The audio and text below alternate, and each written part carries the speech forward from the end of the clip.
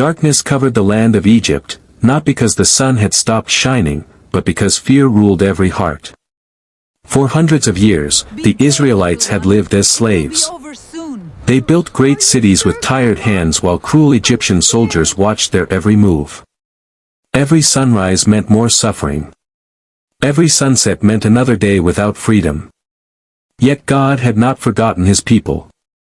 We cannot keep living like this. Have faith. The God of Abraham still sees us. Will we ever be free? One day, God will send us a deliverer. Pharaoh feared the growing number of Israelites. He made a terrible law. Every Hebrew baby boy was to be killed. No. But one mother refused to give up hope. Have mercy. My son, I cannot protect you forever. God will watch over him. I place him in God's hands. With trembling hands, Jochebed placed the basket among the tall reeds beside the Nile River. It was the hardest goodbye she had ever spoken. What is this? A Hebrew child. I will raise him as my own. I know a woman who can care for the baby. Years passed. Moses grew inside Pharaoh's palace. He wore royal clothes. He learned the wisdom of Egypt. But deep inside, he knew he belonged to another people. Why are they treated like animals? They are only slaves. They are my people. One day, Moses saw an Egyptian beating a Hebrew slave. Anger filled his heart. He struck the Egyptian. When Pharaoh heard what happened, Moses fled into the wilderness. What have I done? I've lost everything. Prince of Egypt, shepherd of Midian, now just a ghost wandering the wasteland. Was it worth it? The truth, the blood, the flight, for this silence? God, if you are there, why does the horizon look so much like a grave? 40 years had passed since Moses fled Egypt. The prince who once walked the halls of Pharaoh was now a shepherd in the wilderness of Midian. His days were filled with the quiet rhythm of grazing flocks, the heat of the sun, and the silence of the desert mountains. He had traded royal robes for rough wool, and a scepter for a simple wooden staff. To the world, he was just an old man tending sheep, forgotten and far from destiny, but God had not forgotten. On this particular day, as Moses guided his flock near Horeb, the mountain of God, the ordinary suddenly shattered. Out of the corner of his eye, he saw it, a bush ablaze with fire, yet miraculously, the leaves remained green. The flames danced and roared, but the bush was not consumed. It burned with a light that did not destroy, but revealed. Moses stopped. His heart must have raced. In a world where fire meant destruction, here was a fire that meant presence. He turned aside to look, and in that moment of curiosity and awe, the voice of the Almighty called out from the flames, "Moses, Moses." And the shepherd who thought his life's purpose was behind him, realized it was only just beginning. This was no mere miracle of nature. It was a divine appointment. The burning bush was a sign that God's holiness does not consume those he calls, it purifies them. And for Moses, standing there in his sandals on holy ground, the extraordinary had finally found him. Moses, Here I am. Do not come any closer. Remove your sandals from your feet, for the place where you stand is holy ground. I have indeed seen the misery of my people in Egypt. I have heard them crying out because of their slave drivers, and I am concerned about their suffering. So now, go. I am sending you to Pharaoh to bring my people the Israelites out of Egypt. but Lord, who am I that I should go to Pharaoh and bring the Israelites out of Egypt? I will be with you, and this will be the sign to you that it is I who have sent you. When you have brought the people out of Egypt, you will worship God on this mountain.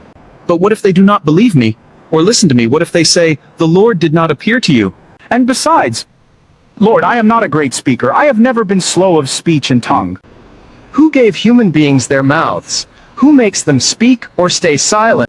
Is it not I, the Lord? Now go, I will help you speak, and will teach you what to say. Please, Lord, send someone else. My presence will go with you, Moses, and I will give you rest. Take your staff in your hand with which you performed the signs, and go. Faith replaced fear. The trembling hands that once dropped a staff in panic now gripped it with the steady certainty of divine purpose. He was no longer just Moses, the exile. He was Moses, the chosen vessel. And he did not walk alone. Beside him moved Aaron, a brother, a voice, a pillar of strength.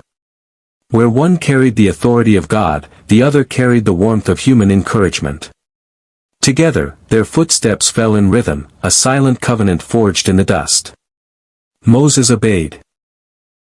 The uncertainty that had clouded his eyes at the burning bush had burned away, leaving behind a gaze fixed on the unseen. He walked with the peace of a man who knows exactly where he is going, even if the road is paved with peril. Aaron's smile was the quiet anchor, a reminder that courage is contagious, and that even prophets need a brother to remind them they are loved. Ahead, the silhouette of empire rose from the mist. Pyramids and palaces, the monuments of human pride and oppression. To the world, it was an impenetrable fortress of power. But to these two men walking out of the wilderness, it was merely the next obstacle in a story already written by the Almighty. They were bringing a message that no stone wall could contain and no army could silence. The battle for freedom was about to begin. Not a war of swords and chariots, but a collision of kingdoms, the kingdom of Pharaoh against the kingdom of heaven. As Moses planted his staff into the earth, he wasn't just marking a pause in the journey, he was staking a claim. The shepherd had returned to the palace, not as a servant, but as the harbinger of liberation. And as the sun climbed higher, casting their shadows long behind them, there was no turning back. Only forward. Into destiny. Not by my strength, but by God's. Moses stood before the most powerful king on earth. One man carried a crown. The other carried God's command. Only one would truly have power. The Lord says, "Let my people go." Who is this Lord? I know no God greater than me. I will never let Israel go. Then you will witness the power of the living God. Pharaoh refused to listen. Again and again, Moses warned him. But each time Pharaoh hardened his heart. Then God displayed his mighty power through signs that all Egypt would remember. The Nile turned to blood. Frogs covered the land. Gnats and flies swarmed everywhere. Livestock died. Painful boils appeared. Hail destroyed crops. Locusts devoured what remained. Darkness covered Egypt for 3 days. Still, Pharaoh refused to let God's people go. Pharaoh, the Lord gives you another chance. Let his people go. Never. Egypt belongs to me. Your pride is bringing suffering to your people. God gave the Israelites one final instruction. Each family was to sacrifice a spotless lamb and place its blood on the doorposts of their homes. That night, God's judgment passed through Egypt. But every home marked in faith was spared. Stay inside tonight. God has promised to protect us. Will he keep us safe? He always keeps his promises. Before dawn, cries echoed throughout Egypt. Every Egyptian family mourned. Broken by grief, Pharaoh finally called for Moses. Go. Take your people. Worship your God. Worship your God. Leave Egypt. Now, the Lord has set his people free. Thousands of Israelite families packed their belongings. Children laughed. Parents wept with joy. After more than 400 years of slavery, freedom had finally come. God led them by a pillar of cloud during the day and a pillar of fire by night. We're finally free! I prayed for this day my whole life. Keep following the Lord. He will guide us.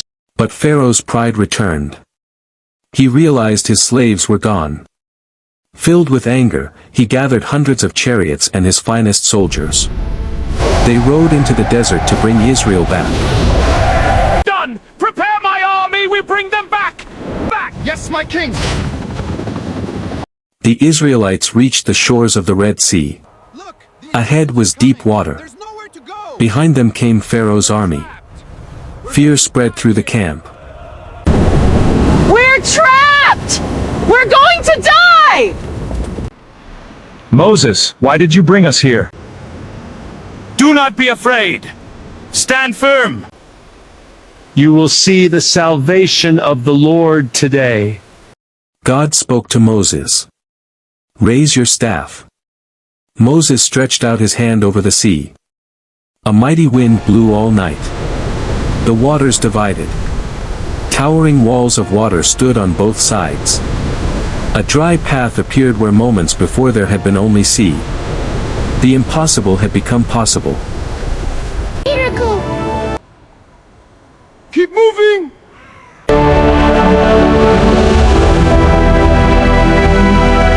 Lord has made a way. Walk in faith. The Israelites safely reached the other side. Pharaoh's army rushed into the path behind them. Then God told Moses to stretch out his staff once more. The waters crashed back into place. The Egyptian army disappeared beneath the sea. Israel stood safely on the opposite shore. The people celebrated with songs, dancing, and grateful hearts.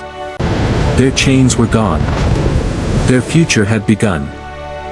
Sing to the Lord, for he has triumphed gloriously. Our God has saved us. Never forget this day. When you trust God, he makes a way where there seems to be no way. The story of Moses and the Red Sea reminds us that no obstacle is too great for God. When fear surrounds us and every path seems closed, faith can open doors we never imagined. God's timing is perfect, His promises are true, and His power is greater than any challenge we face. No matter how impossible your situation may seem, remember, the God who parted the Red Sea is still able to make a way. Thank you for watching. If this story encouraged you, please like, subscribe, and share it with others. Join us again for another inspiring Bible story.